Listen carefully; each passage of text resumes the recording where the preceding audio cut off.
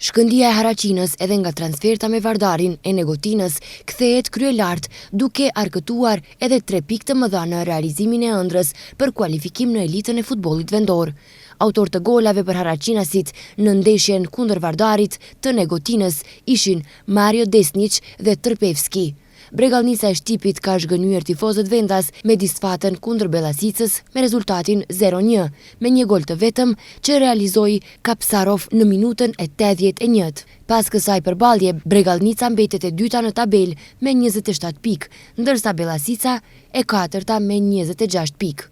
Rezultatet e xhiros së 12: Vardari Negotin Shkëndia 1-2, Kamenica Sasa Detonit Plaçkovica 2-2, Bregallnica Bellasica 0-1, Ohri Skopje 1-0, Kozhufi Osogova 0-0, Novaci Sloga Vinica 4-0, Prespa Golemo Konjari 4-2, Tetex Pobeda 1-0.